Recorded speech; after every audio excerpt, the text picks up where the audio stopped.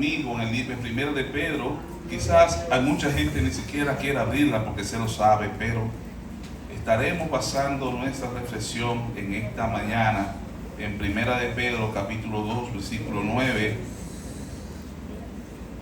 Si usted quiere abrir su Biblia, manténgala allí. Vamos a hablar hoy, a compartir la palabra de Dios. Primera de Pedro capítulo 2 versículo 9. Y hablaremos hoy bajo el tema fortalece tu identidad. Fortalece tu identidad. Es el tema que tenemos hoy y esperemos que sea de bendición para su vida.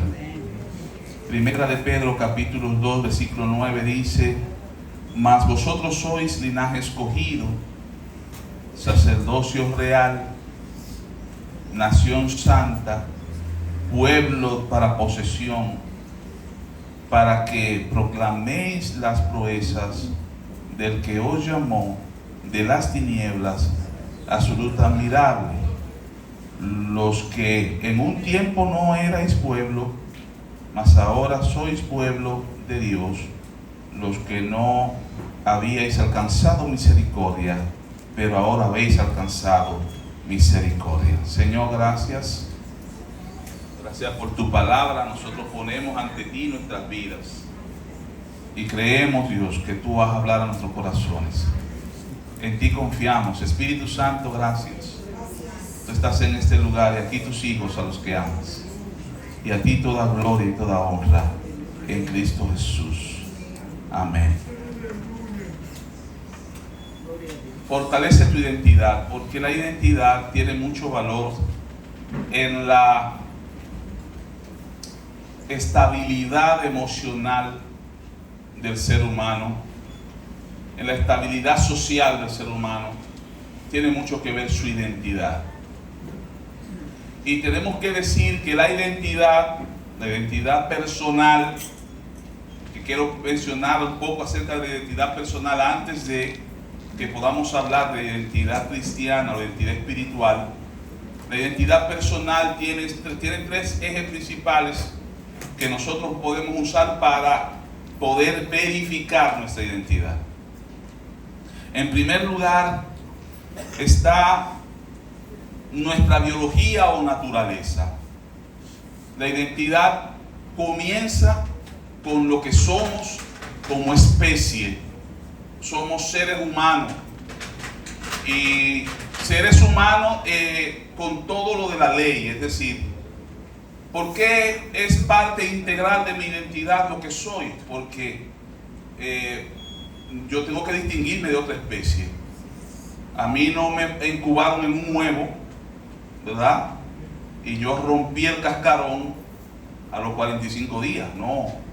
Aunque la placenta es una forma como de un huevo, pero nosotros no somos gallinas, ¿verdad? Somos seres humanos.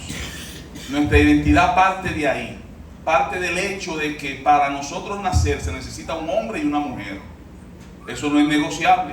Alguien dice, bueno, ustedes no sé si recuerdan el niño probeta. Eso sonó mucho en las revistas.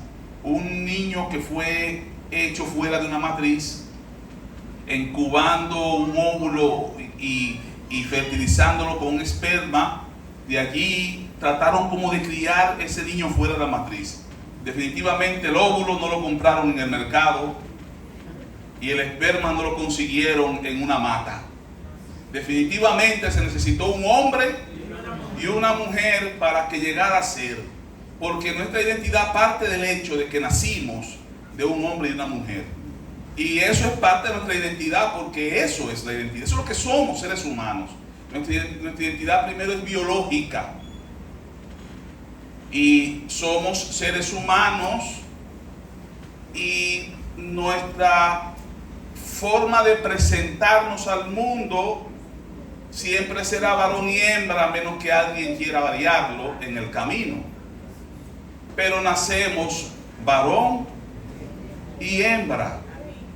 Y cuando alguien lo cambia, había ahora en estos días un grupo en un lugar del mundo que ellos se consideran perros. Y ustedes ven que ellos ladran, y se ladran y están hasta inventando un código que con los ladridos se están comunicando. Pero eso es natural con el mundo en que vivimos. Lo que yo estoy seguro, que el día que tengan un dolor por aquí, no irán al veterinario. Irán al doctor, porque naturalmente son lo que son. Otros, un caso curioso de una persona que tenía, como le llamamos, o como se le llama, disforia, una situación con su propia identidad y se cambió de sexo. Y entonces, cuando tuvo un problema, él era mujer, todo el mundo lo conocía como mujer, pero tuvo un problema con la próstata. Adivinen a dónde tuvo que ir. Al urólogo, porque era un hombre. Aunque él se sentía a sí mismo ser mujer y estaba identificado con el sexo femenino. La identidad es biológica en primer lugar, y en segundo y en tercero y en quinto y en el mil.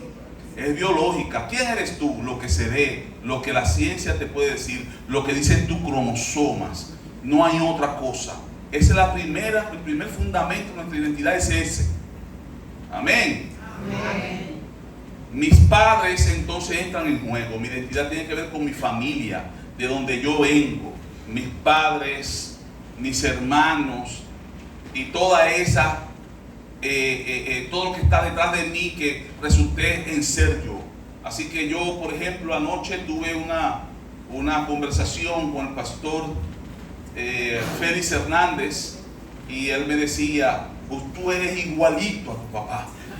Y yo decía, era que me iba a negar.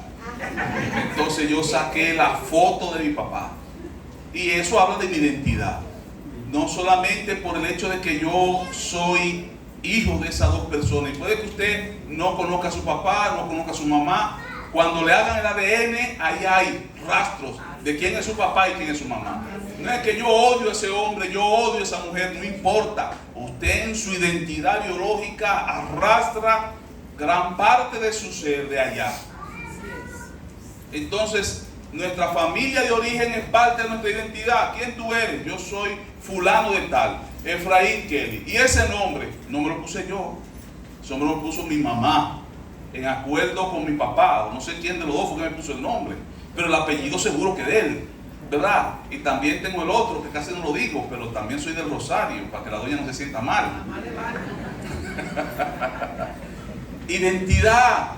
Todo lo que somos es el resultado de dónde venimos, nuestros padres, quienes nos dieron la vida, quienes nos criaron, porque aunque no nos criaran nuestros padres biológicos, la vida nos pasa, nos pone en manos de alguien. Y entonces pasamos al segundo fundamento de identidad, que es la identidad social, que habla de mi entorno, cómo me crié, qué idioma hablo, cuál es la idiosincrasia de la gente con la que convivo. Y ese entorno va a definir mucho de quién soy, ¿verdad que sí? Entonces nosotros nos comemos muchas heces porque somos dominicanos. No es una justificación, pero es una cultura. Nosotros, si yo digo qué es lo que, tú sabes qué es lo que. ¿Sí o no? En otro país tú dices qué es lo que, y aunque hablen español no saben qué es lo que. Entonces, la cultura te forma, la cultura te da, te mordea, donde tú creces, ayuda a identificar valores, qué aceptar y qué rechazar en el entorno social, y nos identifica. ¿Qué soy? Dominicano. Y te preguntan, ¿y dónde tú naciste? Porque eso depende. Un dominicano que nació en el Cibao no es igual que un dominicano que nació en el sur profundo, ni tampoco igual a un dominicano que nació en el este. Entonces, ¿de dónde tú eres? No, yo soy higüeyano, pero me crié en el país entero. Yo, ¿verdad? Caminando de un pueblo a otro, caminamos el país. Pero el entorno puede definir. ¿Que tú eres dominicano? Ah, sí. ya tú sabes que no puede invitarle a una fiesta a escuchar de que música pop y cosas así, de que suave, no. Se supone que si tú vas a una fiesta cristiana, naturalmente cristiana, no cristiana, tú quieres que pongan un merenguito de Juan Luis Guerra, que pongan un merenguito de cualquier otro son merengueros cristianos, ¿verdad? De que esa musiquita, de que suave, no sé qué es lo que pasa aquí, porque los dominicanos tenemos una que nos identifica. En cuanto a la sociedad, usted va a encontrar lo que se llaman los inadaptados sociales, que son personas que rompen, no quieren ser parte de la forma y son inadaptados. Simplemente son personas que rompen con la cultura y crean una identidad distanciada, disociada de la mayoría. Eso está muy bien en algunos aspectos, está muy mal en otros aspectos. Perdón. Y el tercer de muchos, el tercero que quiero tratar es nuestros logros. Es el tercer soporte de nuestra identidad, lo que hemos logrado, y no tenemos que competir con nadie el logro, ¿verdad? Es lo que tú has logrado. Tú lograste llegar a los 40 años, eso es un logro. Muchos se quedaron en el camino. El hecho de que tú lograras cumplir la edad que tienes es un logro. Y mientras más viejo eres, más hay que aplaudir ese logro. ¿Cuántos dicen amén? Porque hay gente que no se quiere poner viejo, pero tampoco se quiere morir temprano. Pero es un logro solamente vivir, respirar. ¿Qué tienes? Lo que tú has logrado. Bueno, yo tuve 2 hijos por ahí. Yo casi no tengo contacto con ellos, pero son mis hijos. Y cada cual tiene logros, cosas que ha hecho, buenas y malas, que terminan siendo parte de su identidad. No te juntes con fulano, que fulano es peligroso. Fulana es mala influencia, ¿verdad? ¿Y quién es que sabe los chismes del barrio? Ah, fulanita. Es parte de su identidad. Es decir, ya lo que tú logras construir con tu vida es parte de tu identidad. Y tú, háblame de ti. Ah, yo soy doctor. Háblame de ti, yo soy arquitecta. Y háblame de ti, oh, me ha ido bien, yo soy negociante, yo soy... Es decir, tu identidad tiene mucho que ver con lo que tú has construido tú. No depende de nadie más, depende de ti. Lo que tú construyes con tu vida, al fin y al cabo, es tu identidad. Lo más que tú puedes hacer es avanzar y en estas áreas darle forma a una identidad que es con la que tú te sientas conforme.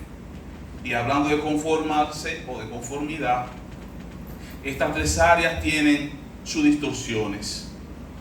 Y estoy hablando de, como le dije, el tema hoy es fortalece tu identidad, ¿verdad? La distorsión de la identidad, de la naturaleza o de la biología, ya ustedes las conocen. Y es muy común en muchas personas. Muchas personas que se sienten que están en el cuerpo equivocado. Y eso es un problema natural que es muy común.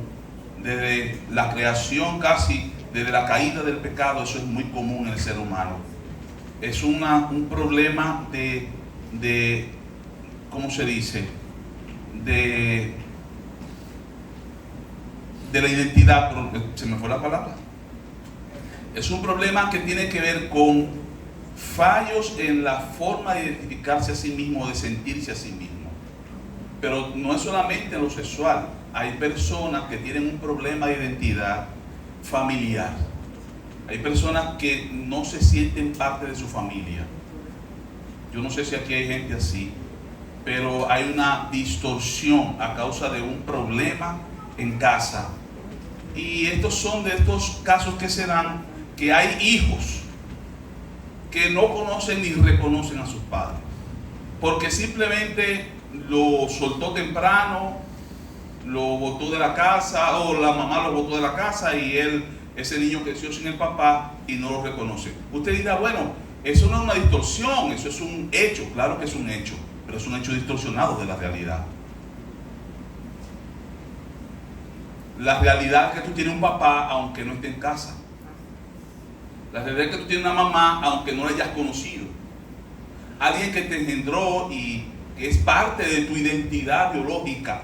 Estoy hablando de cuando uno no se siente identificado con su identidad biológica. Eso sucede mucho.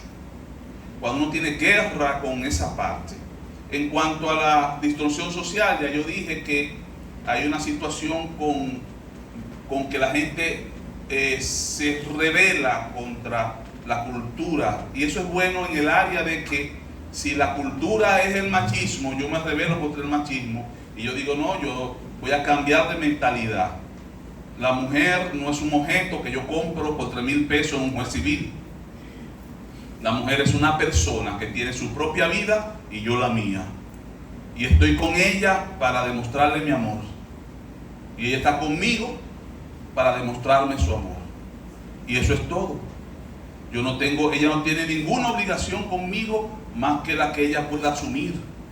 Pastor, no, la Biblia dice. Sí, la Biblia dice, sométanse unos a otros en el temor del Señor. Es decir, por respeto a Dios, ustedes sujétense unos a los otros y trátense con amor, con respeto. Y así hay deberes que son deberes que se han construido para el bien del funcionamiento de la familia. Pero no son obligados, nadie está obligado en ninguna parte, ni aquí ni en ningún lugar. Lo único que están obligados son los menores de edad a sujetarse a todo lo que papá y mamá digan. Eso no está en discusión, eso es obligado. Es más, y si no lo hace, le meto un fuetazo, tres pecosones, hasta doblegarlo, que lo haga obligado, porque es obligado. Es decir, los menores de edad no se gobiernan. Pero después que ya tú eres grande, adulto, independiente, que venga un hombre o una mujer a quererte gobernar a ti, a doblegarte ahí hay una distorsión. Entonces tú te dices, no, así no funciona. Nosotros lo hacemos por amor, por entrega, por respeto, por obediencia, ¿verdad? Nos sometemos, nos respetamos y luchamos porque eso se dé así. No estoy diciendo que si no se da suelta lo que eso no sirve. No, estoy diciendo es, luchamos y trabajamos para que triunfe el amor y el respeto. ¿Cuántos dicen amén? Amén. Dígalo fuerte, amén. Amén. Pero estoy hablando de culturas machistas, culturas, por ejemplo, de otro tipo. La cultura de los hombres muchas veces es que son mujeriegos. Esa cultura hay que renunciar a ella. Ahora mismo en los jóvenes la cultura de la marihuana, hay que renunciar a esa cultura, hay que rebelarse contra la cultura del mundo, de esa música sucia que suena en la calle, hay que rebelarse contra esa cultura. ¿Cuántos dicen amén? Amén. En eso trabajamos. Ahora hay gente que se rebelan contra la cultura de otra manera. Entonces dicen, no, ustedes son muy serios, ustedes están muy cuadrados, entonces se vuelven estrambólicos. Y ya se hicieron un tatuaje aquí, y ya se metieron 3 aretes por aquí, y ya comenzaron a hacer todo lo que la cultura decía no lo haga, que eso no es de gente seria, eso no es de gente cristiana. Entonces se rebelan contra la cultura que se considera seria, que se considera adecuada y correcta. Eso es una distorsión ¿verdad? De la identidad. Andan buscando identificarse con qué. Es decir, no se sienten conformes consigo mismo, no se sienten conformes. Entonces, yo me quiero hacer un tatuaje en la espalda. ¿Por qué tú le quieres hacer un tatuaje en la espalda? ¿Qué te aporta eso? Le aporta identidad. Yo me quiero recortar de tal manera. ¿Y por qué tú te quieres recortar así? Porque te aporta identidad. Tú no sabes quién eres, estás buscando, descubriendo, creando un tú, ¿verdad? Por falta de identidad. Una persona que está emocionalmente completa se siente bien. Un joven está sano emocionalmente, usted se lo ve en la forma de vestir y en la forma de recortarse. Un joven con problemas psicológicos fuertes de identidad, búsquelo, señores. Yo no estoy acusando a nadie, yo estoy diciendo la verdad. Una persona con problemas fuertes de identidad, usted lo va a buscar en su forma de vestir, en su forma de recortarse, en los tatuajes que tiene. Todo eso es pidiendo auxilio, pidiendo auxilio a la vida, porque no tiene identidad. No se siente completo, tiene una ansiedad por dentro que lo empuja hacia allá. Y ustedes tienen que saber, los jóvenes, eso es así. Quizá ustedes no saben por qué hacen lo que hacen, pero cuando ustedes crezcan y maduren se van a dar cuenta. Amén. Amén. Y con relación a los logros, hay una distorsión en la identidad. Y hay personas que fundamentan su identidad en lo que tienen. Y hay gente que se siente nadie porque no tienen nada. Y de hecho, se ha hecho tan popular que hay gente que dice, el que no tiene nada no es nadie. Es decir, el que nada tiene, nada vale. Esa es la expresión. Y de hecho, ellos se sienten que no valen. Hay gente que dan la vida por conseguir para sentirse valorados. Es una distorsión de la identidad. Nosotros somos personas que valemos no por lo que tenemos. Y vuelvo y le digo, nosotros somos todos gente vencedoras, gente exitosa. Si usted llegó a la edad que tiene, es un éxito. Usted sabe que el promedio de vida hace siglos atrás era de 40 años. La gente más vieja que moría era de 40 años. La gente comúnmente moría joven. No había la medicina que hay. Nosotros somos dichosos, ¿verdad? Ya yo creo que va a ser los 40. Ya voy por los 50. Y sigo acelerando. A ver si llego a 60, 70, 100. Somos dichosos. Hay esa distorsión de... Yo cuando tenía una amiga que me decía, yo estoy loco por graduarme, porque cuando yo sea profesional, y ella se pensaba que algo iba a pasar cuando se graduara. Y se hizo psicóloga. Y después de un tiempo, digo, fulana, dime, ¿cómo te sientes? Se le metió una frustración, hermano, porque el hacerse psicóloga no le cambió lo que sentía por dentro. Ella pensaba que cuando fuera profesional, eso iba a ser una cosa tan grande. No, tú te haces profesional y sientes lo mismo que si no lo ves. Tu valor no puede estar cifrado en si te graduaste o no te graduaste. Gradúate, haz el posgrado, haz el doctorado, pero no te sientas en menos porque no lo tienes. Óigame, yo le soy sincero. Mi viejo, Dios lo tenga en gloria, en gloria lo tiene, digo yo. Mi viejo no se hizo profesional en nada. Y yo no sé si yo puedo llenar todavía sus zapatos. Que comencé con una ingeniería, que no la terminé, que seguí y hice una licenciatura, que después una cuestión maestría, luego un doctorado. Pero yo no le lleno los zapatos de mi papá, que llegó fue al 8º grado. Porque cuando mi papá tenía esta edad, el ministerio de mi papá era 3 veces más exitoso que el que yo tengo ahora, que tengo esta edad. Entonces, ¿de qué valieron los estudios? Al fin y al cabo, valieron sí para muchos, pero lo que estoy diciendo es que el valor de la persona no está en si se hizo o no se hizo profesional, si es o no rico. Usted tiene que sentirse bien y sentirse satisfecho con su propio avance. Ahora lo que tiene que hacer es avanzar a buen ritmo para no sentirse mal con usted mismo por descuidado, por negligente, ¿verdad? Que eso es otra cosa. ¿Cuántos dicen gloria a Dios hoy? Como que yo no estoy hablando Biblia, ¿qué pasa? Vamos entonces a entrar a las palabras de Dios. Entonces nuestra identidad espiritual tiene mucho que ver con esto. En primer lugar, nosotros tenemos una identidad biológica en cuanto a nuestra identidad espiritual.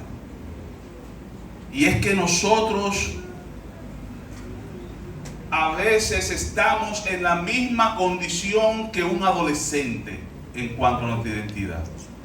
Los adolescentes se están descubriendo qué son, porque salieron de la niñez, están entrando a la adultez y ni son niños ni son adultos, y ustedes no se imaginan, mezclado con las hormonas que se les revelan, y eso es todo un huracán.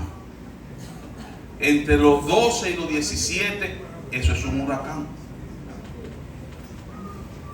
Así hay muchos evangélicos que no saben quiénes son.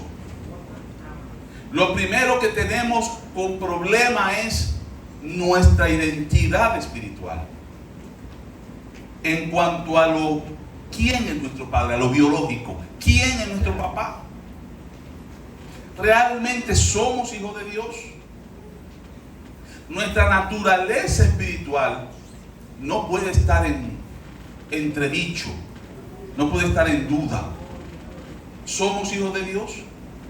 Yo le pregunto a ¿usted se siente hijo de Dios o es hijo de Dios? Amén. Porque vuelvo y le digo, hay disforia, es decir, yo puedo tener una disforia espiritual y yo ser hijo de Dios pero no sentirlo, y como no lo siento, me siento cualquier cosa. Yo puedo sentirme ser cualquier cosa. La pregunta es si lo soy, porque lo que yo sienta no importa, lo que importa es si lo soy o no lo soy, en el sentido de que decía alguien, alguien te entrega un pasaporte y te dice: a partir de ahora, Mariel, tú eres ciudadana venezolana.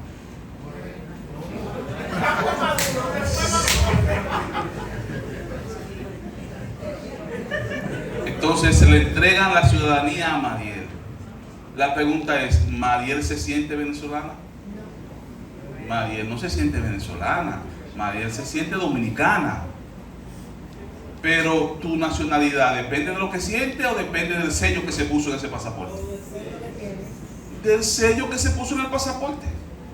Por eso en el consulado y en la aduana no te pueden parar y decir: ¿cómo te sientes? Para yo saber si te damos entrada o no.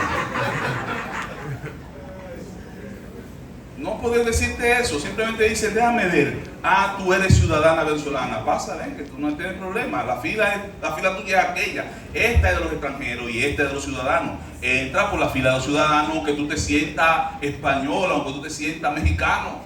Tú tienes un documento con un sello que tú dices que eres venezolano, pues entra por ahí. ¿Y ustedes me están entendiendo lo que estoy hablando? En la identidad espiritual no puede depender de si yo lo siento o no lo siento. La pregunta es: ¿yo hice los trámites para ser hijo de Dios? Si yo hice los trámites para ser hijo de Dios, entonces, ¿qué importa lo que yo sienta? Ah, bueno, es muy bueno que lo sienta, sí, ok. Pero yo tengo primero que asegurarme que soy hijo de Dios, aunque no lo sienta. Amén. ¿Alguien aquí sabe cómo se llega a ser hijo de Dios? ¿Dónde están los hijos de Dios? ¿Qué hijo de Dios? ¿Verdad? Y en cuanto a la biología espiritual, nosotros tenemos que entender que nuestra naturaleza como hijo de Dios no es teórica, es un asunto práctico, es un asunto de verdad material, aunque no material desde el punto de materia, sino de que no es subjetivo sino objetivo. Ser hijo de Dios no es porque yo diga: todos somos hijos de Dios, yo soy hijo de Dios. La verdad es que hay mucha gente que se sienten hijos de Dios y andan por ahí. Me encantan los reggaetoneros. Los reggaetoneros dicen: yo le doy gracias a mi Dios que me hizo pegar esa canción que se ha hecho viral. Y vete a ver qué canción, que si Dios la oye vomita. Pero él da tanta gracia a Dios porque esa canción, ¿verdad? Porque él es hijo de Dios. No. Ser hijo de Dios es un paso que se da cuando tú recibes a Jesús como Señor y Salvador. Y usted tiene que saber, yo sé que la mayoría aquí, el 99% lo sabe. Ser hijo de Dios tiene que comenzar por recibir a Jesús como Señor. Porque el acto de recibir a Jesús como Señor es la que me expone a la persona del Espíritu Santo. Porque ser hijo de Dios requiere, para yo ser hijo de Dios se requiere que el Espíritu de Dios me vivifique. Y es esa regeneración la que me convierte en hijo de Dios. Es la persona del Espíritu Santo morando en mi interior la que me convierte en hijo de Dios. Porque el hijo de Dios ni siquiera es este cuerpo que se muere un día. El hijo de Dios es el que está por dentro, vivificado por el Espíritu, que no muere. Por eso dijo Jesús: el que cree en mí tiene vida eterna. Y esa vida está en la persona de su espíritu, que viene a mi espíritu, se hace uno conmigo y me vivifica, me quita la muerte, se rompe el estado de muerte. Yo tengo vida eterna, y todo el que cree en Jesucristo tiene vida eterna. Y esa vida eterna no significa que no se va a morir, es que la muerte para usted no significa lo mismo que la muerte para otro. La muerte para usted es otra cosa.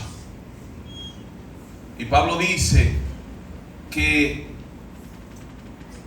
para él el vivir es Cristo y el morir es ganancia, a causa de esa realidad, de que él se sabe hijo de Dios a causa de que le entregó su vida a Cristo y está siendo guiado por el Espíritu de Dios. Pablo dijo a los Romanos, en el capítulo 8, versículo 16, versículo 14, dice: los que son guiados por el Espíritu de Dios, ¿qué dice? Estos son los hijos de Dios. Porque el Espíritu de Dios que está en ti te da evidencia de que está en ti, porque te guía a toda justicia, a toda verdad. Por eso los hijos de Dios no son gente que andan por ahí haciendo y deshaciendo. Tienen dentro a alguien que le dice: no, así sí, así no. Y esto identifica a los hijos de Dios. Amén. A los que son dirigidos por el Espíritu Santo. Los que son dirigidos por la carne, está en Romanos 8 también.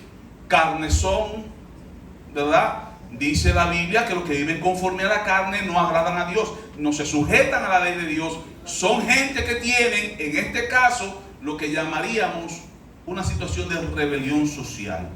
Son inadaptados del reino de Dios.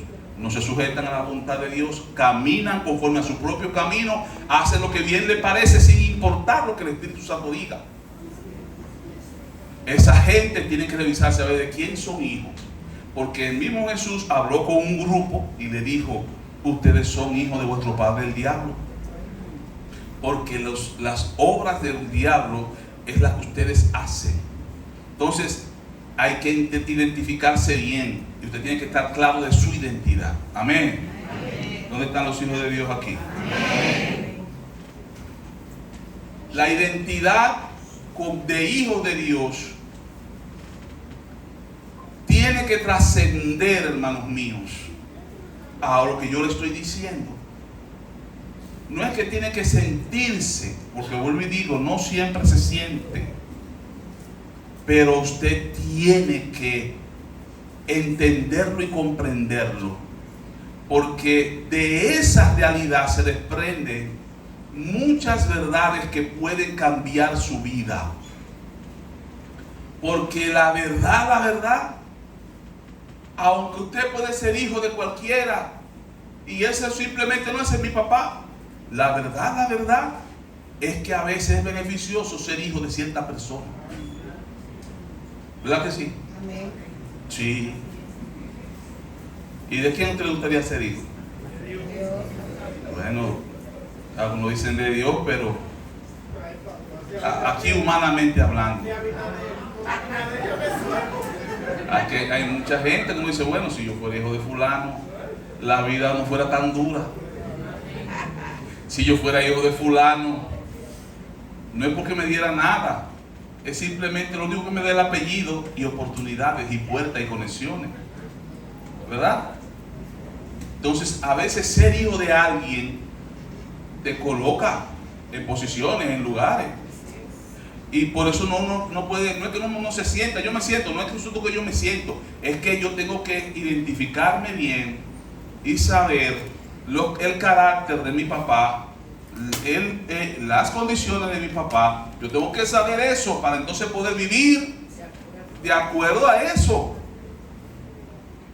Resulta que se hizo famoso un caso de España, no sé si fue de España, creo que fue, no sé, yo la verdad no sé, pero de un príncipe que se fue a casar con una que era plebeya, ahora hace un par de años atrás, y se fue a casar con esa persona, y ya por esa acción cayó en otro estatus, lo bajan de posición, es un lío que se arma ahí.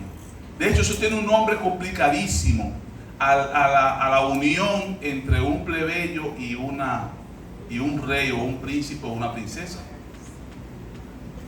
Porque esa persona rompió el protocolo de la familia y ya eso lo puso en una condición de desventaja, no sé. Hubo uno por ahí que hasta le quitaron la herencia, no sé. Se han dado muchas situaciones parecidas porque no se respetó, no se honró el lazo familiar, la sangre. Y yo quiero que tú me escuches ahora con un corazón espiritual. Porque ser hijo de Dios es más importante que ser hijo del rey de Gales, de no sé dónde. Ser hijo de Dios es más importante que ser hijo de Abinader. Sí. Ser hijo de Dios es mayor, es más importante que ser hijo de cualquier hombre en esta tierra. Exactamente tiene que ver con lo que nosotros entendemos, reconocemos del Padre que tenemos. ¿Cuánto conocemos a nuestro Padre? ¿Cuánto? ¿Qué tan importante, qué tan grande es el Padre? ¿Qué tan poderoso es el Padre que tenemos? ¿Qué tan influyente? Porque en la medida en que nosotros conozcamos al Padre, en esa misma medida nos sentiremos confiados. ¿Verdad? Como los muchachitos que se decían antes cuando eran chiquitos: mi papá, dígame a tu papá. Ustedes no vivieron esa experiencia. Son los muchachitos antes que no tenían internet, no tenían teléfono en la mano, y se la pasaban en los patios jugando y trayándose unos con otros, mayormente los varones, y decían: mi papá es más fuerte que tu papá, y ahí se peleaban los papás. Y en confianza lo que hacían era que cuando tenían un problema iban y se lo decían al papá para que resolviera. ¿Tú tienes un papá que te resuelve? Amén. Óyeme, qué difícil es, porque es más fácil sentirse hijo de Dios que sentir a Dios como Padre. Quizás por lo muchas cosas que pasan con mi papá, que yo digo, bueno, y de repente inconscientemente estoy comparando a Dios con mi papá.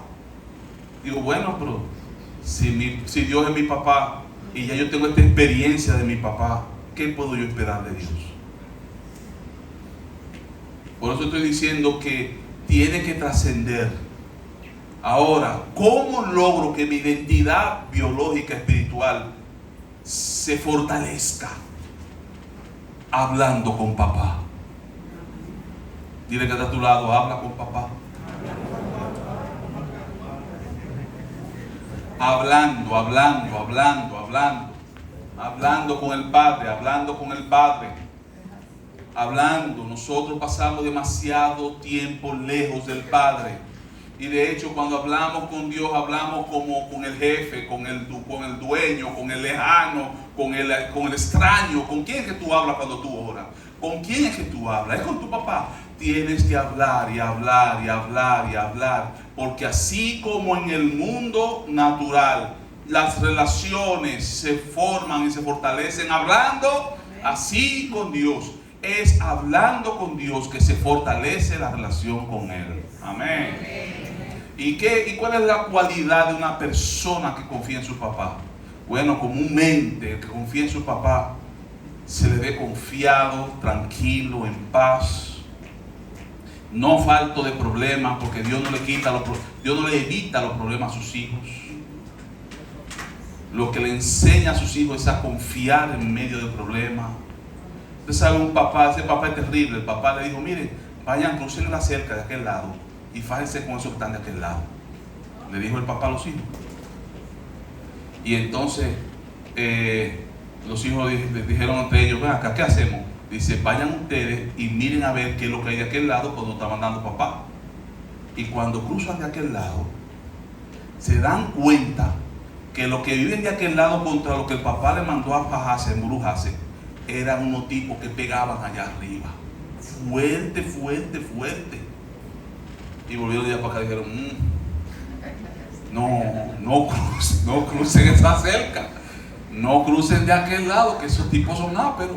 Así como que van al gimnasio y miden como 7 pies, son gigantes esa gente. Y entonces dijeron todo el mundo, no, no vamos para aquel lado, no, papá no sé qué es lo que estaba pensando cuando nos mandó a volar la cerca. Vinieron dos, uno se llamaba Josué y otro se llamaba Caleb, y dijeron, pero señores, si papá nos está mandando a volar la cerca y embrujarnos con esa gente, no lo comimos como pan. ¿En quién estaban creyendo ellos? ¿Eran buenos con la espada?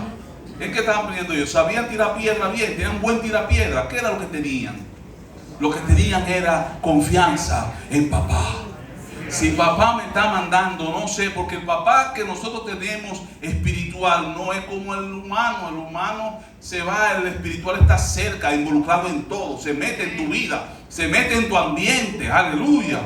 Señor, ustedes no van a creer, porque hay cosas que son tan sencillas que a veces uno no lo cree, pero a veces nosotros oramos, Señor, abre los caminos que vamos tarde para la capital, y es increíble. Tú dirías, bueno, pero eso es normal, eso era que iba a ser así el día. No, hermano. A veces los mismos tapones se desbaratan para que uno cruce. Y usted dirá, pero ¿y qué es esto? No puede ser verdad. Se desbaratan los tapones, se abren los caminos, y cuando tú ya ves, tú cruzaste de aquel lado, tú nada más tienes que decir, gracias, papá. Porque nuestro Dios se mete en todo, señores. Entonces usted tiene que conocer a su papá para saber con qué cuenta. Amén. Amén. Aleluya. Entonces lo primero que usted tiene que fortalecer es su relación con papá. Porque también no quiera venir usted a querer que su papá se meta en cosas, porque usted tiene 3 meses que no habla con su papá, ¿verdad? Pero de repente tiene un lío y va donde papá, papá, mira, yo necesito que tú me ayudes con esto. Ay, y guay, y lloro, y cree que los lloros y los guay van a hacer que papá, después de 3 meses que no sabe de ti, entonces papá dice, sí, vamos a ayudarte, pero vamos a meterte en un proceso. Este proceso es para que tú vengas más seguido aquí. Aleluya, alguien alaba al Señor ahora. Ese proceso es para que tú vengas más seguido aquí, a mi presencia, y hables más conmigo y te lleves más de mí. Entonces en ese proceso yo te doy respuesta, pero te gané. Y por eso hay mucha gente, mire, y hay gente que Dios se lo suelta a los leones, y ni aún así, Señor, ni aún así. Terrible, terrible, terrible. La falta de oración, la falta de búsqueda, la falta de compromiso con la comunicación con su papá, que a la larga es todo lo que necesitan en la vida. Qué engañado vivimos, creyendo que nosotros resolviendo, señores, resuelva todo lo que deba, esfuércese por trabajar, por avanzar, pero sepa una cosa, que usted se va de aquí. Y lo único que importa es la relación con su papá, porque esa relación no termina, es eterna. Amén, amén. Dile a que está a tu lado, habla más con tu papá. No esperes que te suelten los perros, habla más con tu papá. El otro punto de nuestra identidad espiritual es nuestro entorno social, como dijimos, igual. ¿Y cuál es tu entorno social en cuanto a la espiritualidad? Tu iglesia. Y así como un italiano, como nuestra hermana negra y su familia, ya encontraron un entorno diferente a República Dominicana, ¿verdad? Y allá aprendieron un nuevo idioma, una nueva cultura. Así como lo hacen allá, así el que viene a Cristo tiene que adoptar la cultura del pueblo de Dios. Y déjame decirle esto, cada pueblo de Dios tiene su propia cultura, aunque todas respetan la palabra. Ahora hay algunas que no respetan mucho, pero vamos a suponer que sí. Vamos a suponer que sí. Pero usted tiene que entender que la cultura de su iglesia es la cultura de su identidad. Una vez una persona, en el tiempo en que los evangélicos no usaban aretes ni pantalones, una persona estaba discutiendo eso conmigo. Y a mí me gustaba discutir Biblia porque para mí eso era una diversión. Y yo era, como ya aquí testificarán algunos, yo era a veces cabeza caliente y a veces era cabeza fría. Y en medio de ese proceso, lo que yo decía era, demuéstrame por la Biblia que eso no se puede. Que no se puede usar arete. Búsqueme por la Biblia, búsquemelo ahí. Que no se puede usar pantalones, que yo lo voy a demostrar por la Biblia. Y yo era discutidor. Una vez el Espíritu Santo me agarró por la palabra, porque a mí él me hablaba por la palabra y yo ni sabía que era él. Y me llevó por un estudio bíblico que él mismo me dio. No fue que nadie, no. Yo me senté a leer mi Biblia y un texto sonaba en mi mente, tal texto. Y yo fui allá y fui, terminó. Yo dije, ay, pues yo estaba muy perdido. Y todo fue con el apóstol Pablo. Así que esa amiga mía que me discutía, no, sí, yo dije, ven acá, que te quiero enseñar lo que me enseñó el Espíritu Santo, que me enseñó la palabra. Dice que Pablo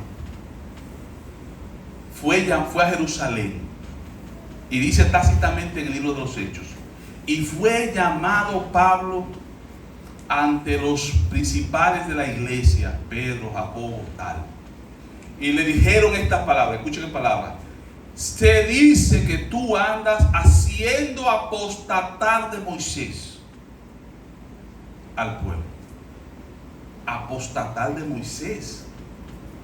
Pablo estaba siendo acusado de hacer que el pueblo apostatara de Moisés. ¿Usted cree que él estaba en el Sanedrín? No, era en la iglesia evangélica con Pedro, con Juan, con los apóstoles. Fueron los apóstoles los que dijeron que él era un apóstata, que estaba enseñando a apostatar de Moisés.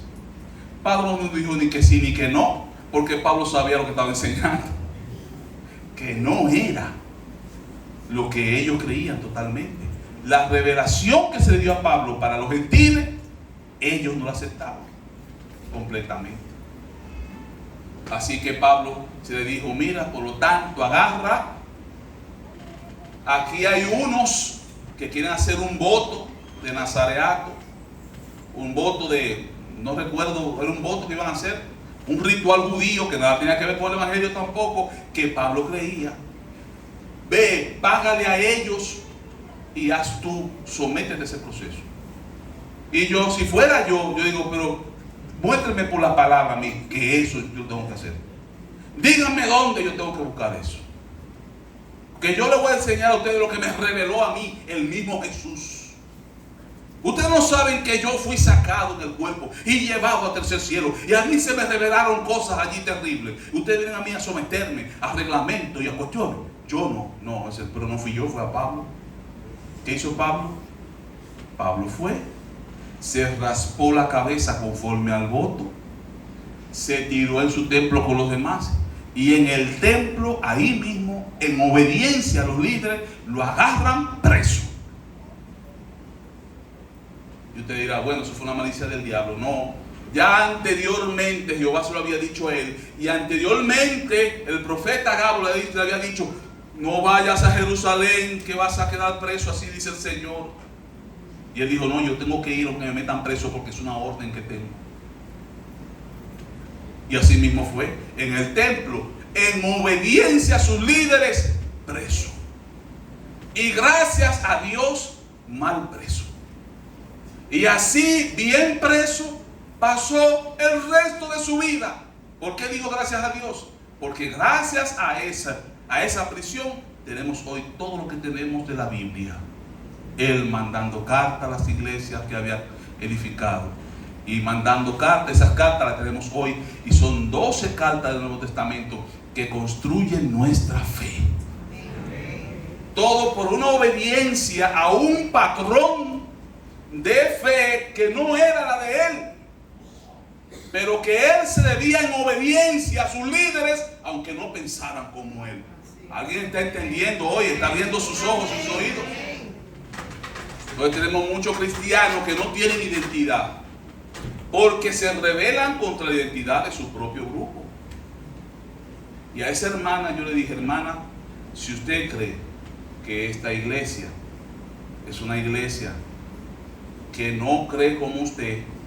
En ese día, váyase con la hermana María Luisa, que en ese tiempo estaba la iglesia, la mamá tuya, ¿verdad? Que Dios la tiene en gloria también. Dios, váyase con la hermana María Luisa, que allá donde María Luisa no es pecado que usted se ponga un arete. Y ya, si donde María Luisa no es pecado que usted se ponga un arete, usted se congrega allá y ya usted no tiene problema con eso. Porque si se queda en la iglesia, en esta iglesia, por ejemplo, y está en desobediencia, usted no puede decir, no, pastor, yo soy un hombre de oración. Yo no vivo en obediencia, pero soy un hombre de oración. No puede decir eso. Porque entonces Jesús le dio una autoridad terrible a la iglesia. Escuche lo que le estoy diciendo. Jesús le dio una autoridad poderosa a la iglesia. Le dijo, si tu hermano peca contra ti, ve tú y él, llámalo a solas. Si te oye, ganaste a tu hermano. Ahora bien, si no te oye, llama a otros, consulta. Digo yo, bueno, ganaste a tu hermano. Que no oyó, pues dilo a la congregación. El hermano fulano, la hermana fulana es una persona que está en rebeldía, que no quiere acatar. Y dice Jesús, escuchen quién lo dice, Jesús dice, a esa persona, dice, declárenlo gentil y publicano, es decir, excomúlguenlo como un impío. Es autoridad de la iglesia. Es la iglesia la que tiene autoridad. Y entonces termina diciendo, porque si ustedes lo deciden en la tierra, nosotros lo decidimos en el cielo. Y lo dice con esta palabra, porque todo lo que ustedes aten en la tierra será atado en los cielos. Ustedes oyen esa palabra, ¿verdad? Que usamos mucho en intercesión. Todo lo que atáremos en la tierra. Esa palabra viene después que Jesús le dice a la iglesia, ustedes pueden declararlo impío. Y entonces sigue diciendo, porque todo lo que ustedes declaren en la tierra, es decir, aten, será atado en los cielos. Por eso tiene que tener usted mucho cuidado a qué iglesia pertenece. Porque no es que es una iglesia que no sea de Dios, es una iglesia divina, de Dios, llena del Espíritu Santo. Pero si en la cultura de esa iglesia ponerse falda, pantalones es pecado, no se lo ponga. Que no importa cuánto usted ore o ayune, no se lo ponga. Que usted no puede decir, no, yo soy una mujer espiritual, no se lo ponga, que se va para el infierno. Que la autoridad la tiene la iglesia que se la dio a Jesucristo. Usted no puede imponerse por encima de Jesucristo, invéntese su propia religión. Si usted es cristiano, pues sométase a la doctrina de Cristo. Y la doctrina de Cristo le da autoridad a la iglesia de establecer. Hay mucha gente que no le gusta eso, como que no creen eso, pero eso lo creo yo, y yo creo que es por la palabra. Entonces, la iglesia es parte de su identidad. Y debe usted entender cuál es la identidad de su iglesia. Y yo sé que no tengo mucho tiempo ya. Ya se nos ha ido un poco la hora. Pero yo quiero hablar de la identidad de esta iglesia. Para que usted se sienta, a ver, somos parte, yo soy parte de la identidad de la iglesia. Nuestra iglesia tiene 5 puntos que describen su identidad. Ustedes se lo saben ya, porque todos han pasado por el límite. Primero, cultura que usted debe asumir en esta iglesia para que se sienta parte, entienda. Es como el dominicano. En República Dominicana le gusta el merengue y la bachata. Pues en esta iglesia usted tiene que tener una vida de oración privada. Tenemos oración a las 9 de la mañana aquí, de 8:30 a 11. Hay gente orando aquí. Los jóvenes están orando. Si no es aquí, es por las redes de 7 a 8 de la noche. Oración no falta. Lo que falta es que usted se una. Espacios de oración no faltan. Es que usted se una a los espacios de oración. Amén. Pero fuera de esos espacios de oración, usted tiene que tener su vida de oración privada como un hábito. Porque la oración suya es su relación con su papá. Y eso no puede depender de que el hermano Daniel está orando por mí. Hermano Daniel, ore por mí. Sí, espérate. Es como si yo dijera, Daniel, habla con nuestro papá por mí. Y papá va a preguntar, ven acá Daniel, ¿y dónde está Efraín? ¿Y por qué no viene él? Usted no le ha pasado eso con sus propios hijos.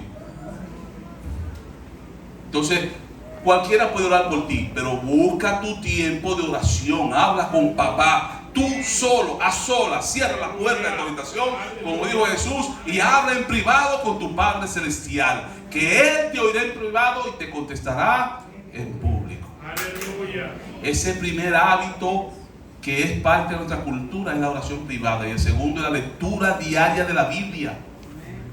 ¿Cuándo fue la última vez que usted se sentó a leer su Biblia?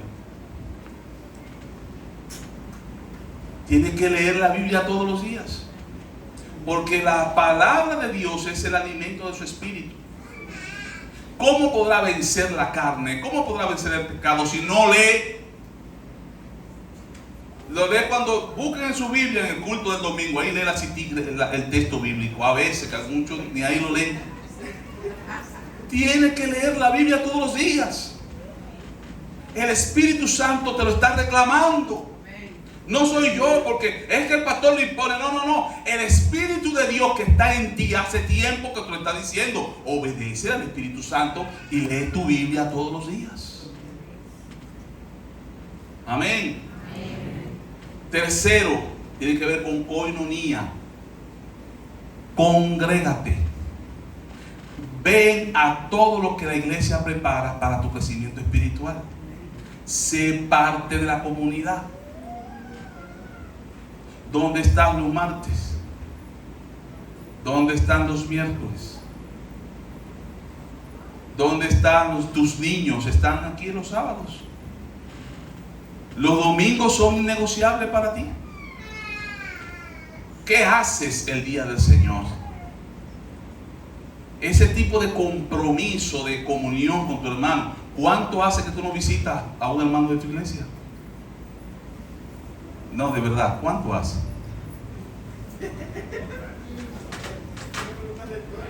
No es retórica.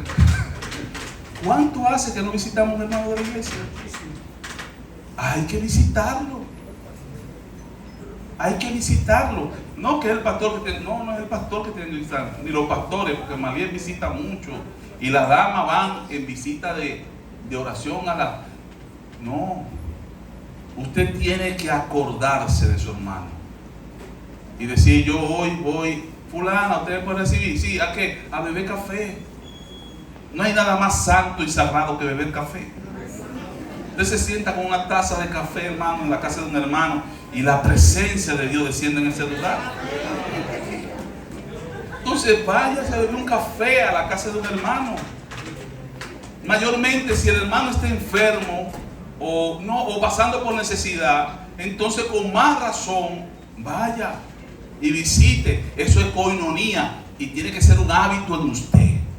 ¿Cuántos dicen amén? Amén. El cuarto hábito que es parte de la cultura de su iglesia, de esta iglesia, es el hábito de la mayordomía, que es la buena administración de tu tiempo, de tus recursos y de tus talentos. Y en esta comunidad se espera que tú sepas administrar tu tiempo. ¿Para qué? Para que avances en la vida bien. Usted dirá: bueno, nosotros lo que queremos es que ustedes vayan siempre a la iglesia. Sí, yo soy pastor, pero soy miembro también. Es decir, yo no soy evangélico porque soy pastor. Yo soy pastor porque soy evangélico. Antes de ser pastor, yo soy cristiano, profesante y practicante. Y yo creo que el tiempo pasado en adoración y el tiempo pasado en comunión y el tiempo que yo paso en las cosas del Señor es un tiempo que no tiene precio. Si no puedo estar todos los días en las actividades de todos los días, es porque estoy en otras actividades del reino y tengo que escoger entre cuál de ellas voy a usar. Pero el tiempo con Dios, Jesús mismo dijo, cuando era muchacho, que lo llevaron al templo y se quedó, y 3 días después lo encuentran en el templo todavía. ¿Qué fue lo que él dijo cuando le preguntaron? ¿Qué fue lo que él dijo? En los negocios de mi papá. Fíjense que lo llamaba, él no tenía problema de identidad. En los negocios de mi papá me conviene estar. Y a ti te conviene. Pregúntale al que está a tu lado, ¿te conviene a ti estar en los negocios de tu papá?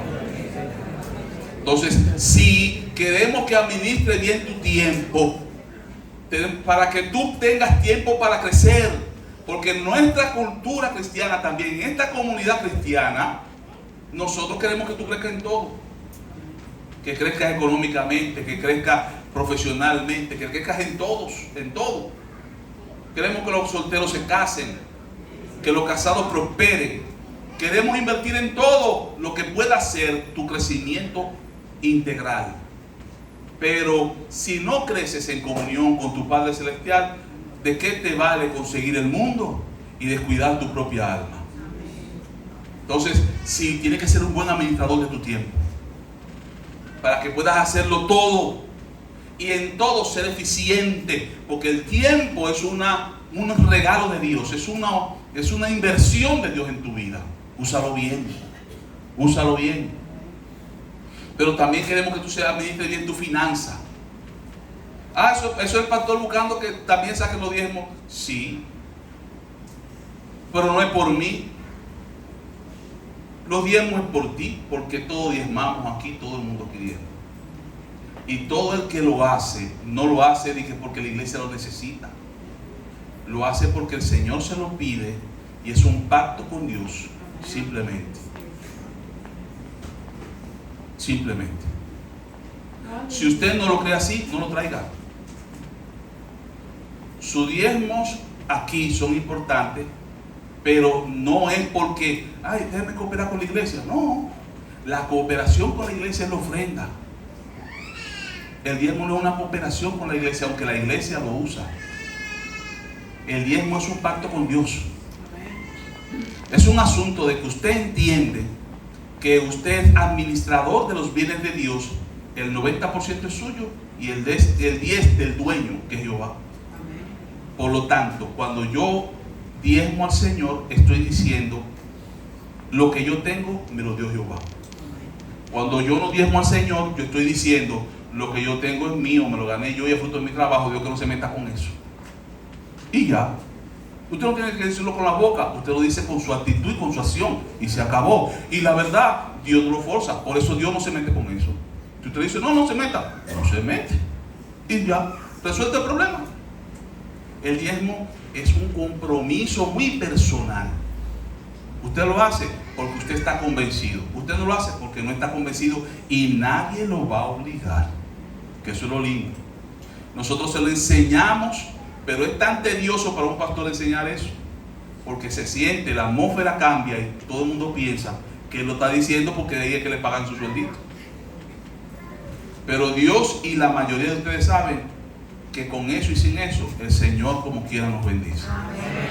Así que nosotros le enseñamos porque a usted que le conviene, sea buen administrador de su dinero. Pero si fuera eso solamente, aquí hay testigos de que el pastor y la iglesia se mete para ayudarte a crecer financieramente. ¿Sí o no? ¿Alguien aquí testifica de eso? Nosotros no nos hacemos los chivos locos, no somos gurús de nada. No, simplemente hacemos lo necesario para ayudarte a administrarte bien, a que tú avances, a que tú crezcas. Te damos consejos, te damos formación para que tú seas un mejor padre, una mejor madre en todas las áreas de la vida. Y lo último que habla de administración es de tus talentos.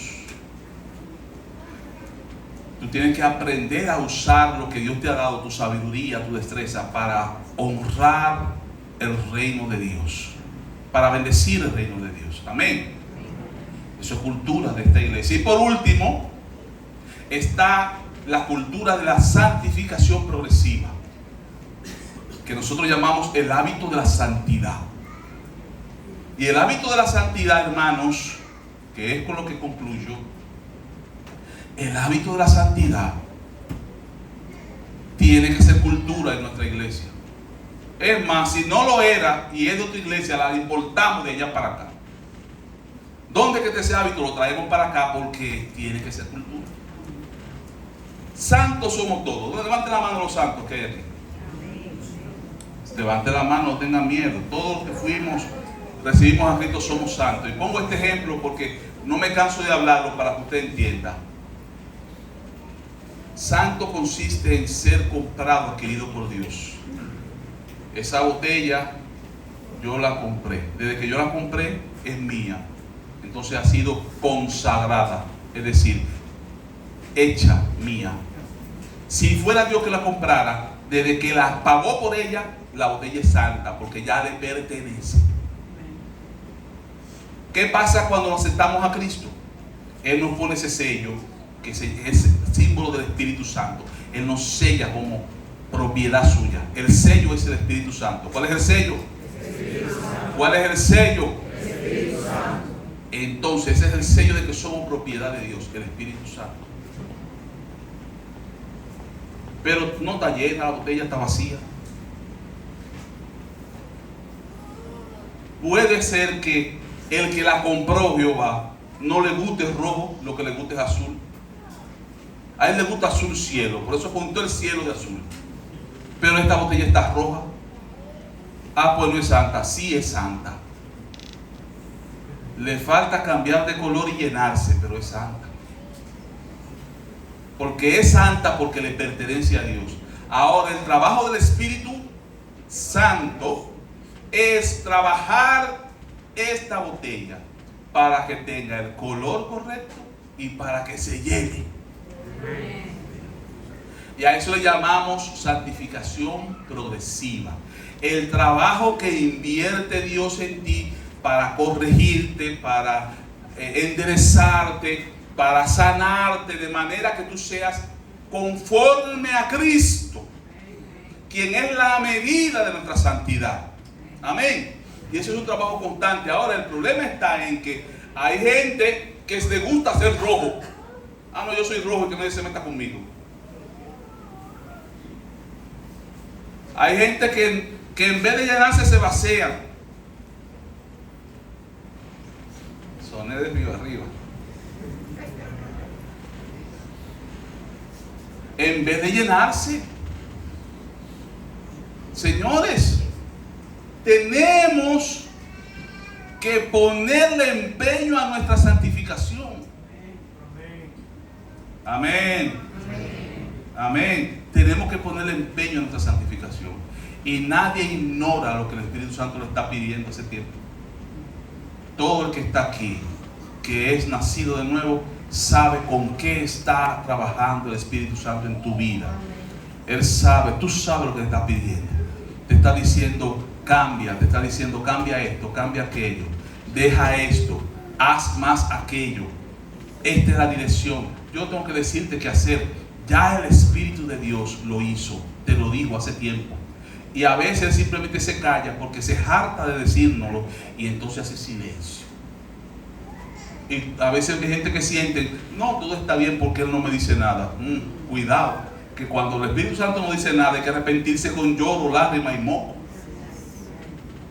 Porque significa que nos hemos hecho tan rebelde y contumaz que ya no hay nada que dirigir. ¿Hacia dónde te van a dirigir si yo te digo camina y tú no caminas?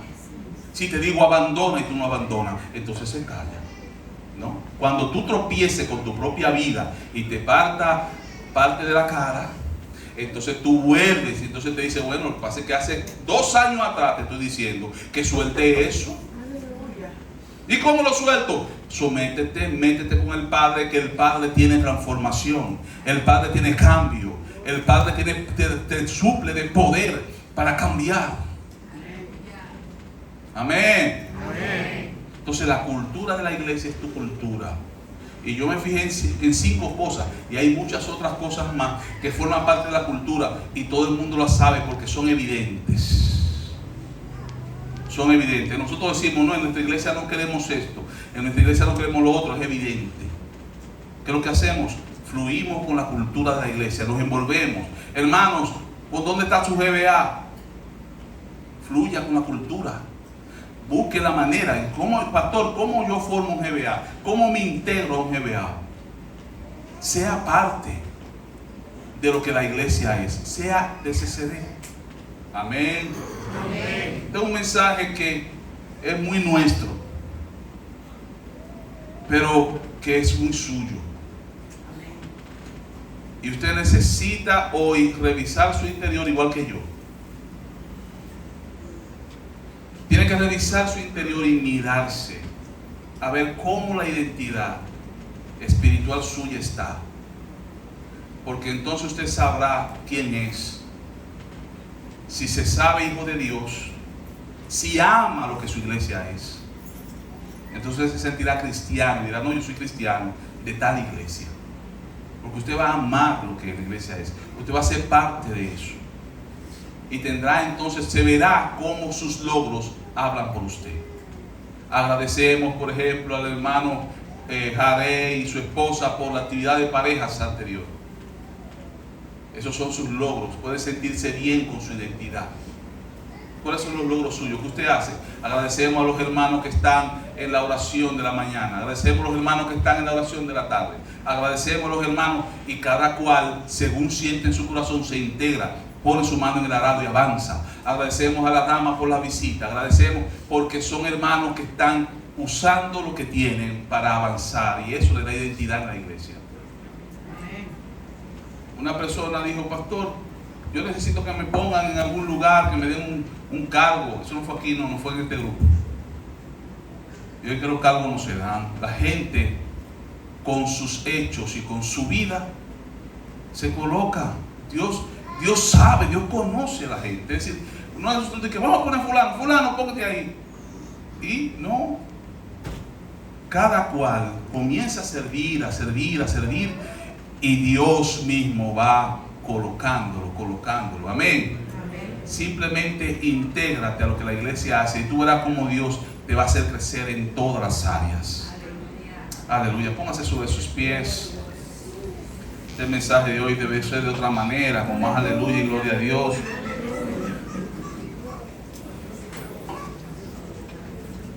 Es un mensaje de formación. Tu identidad cristiana tiene que ver con tu relación con el Padre. Tu identidad cristiana tiene que ver con tu relación con tu iglesia. Tu identidad cristiana tiene que ver con tu trabajo en la obra del Señor, con lo que tú haces para Dios. Eso te da identidad. Y cuando esas cosas faltan, tú te sientes que algo no funciona bien. Tú te sientes que no estás bien. Cuando esas cosas faltan, tú sientes que estás vacío por dentro. Porque el que no tiene identidad lo hace ver, pero es porque lo siente. Se le nota en su comportamiento, porque no tiene identidad. Entonces, fortalece tu identidad, fortalece tu relación con Dios, fortalece tu relación con tu iglesia, fortalece tu trabajo en la obra del Señor. Salúdame, dice Pablo, a fulana y a fulana, quienes estuvieron conmigo mano a mano en el ministerio. Eran las acciones y la obra de esas personas las que hablaban de ellos. Esos son tus logros que te dan identidad. Amén, hermanos. Amén. Entonces ustedes tienen un qué hacer, que dirigidos por el Espíritu Santo ustedes pueden fortalecer su identidad y pueden sentirse bien con ustedes mismos y podrán sentirse bien con el Señor, porque esos tres elementos, su relación con el Padre, su relación con la iglesia y su trabajo en la obra del Señor, van a hacer que usted se sienta pleno, completo. Y usted lo necesita. Este es el momento de usted fortalecer. ¿Por qué hablo de fortalecer? Porque no es que usted no lo ha hecho, ni no lo hace, es que lo fortalezca. ¿Cuántos dicen amén? Amén. Así que yo quiero orar por ustedes hoy. Aleluya. Comience a alabar al Señor, y si pueden subir los jóvenes de adoración.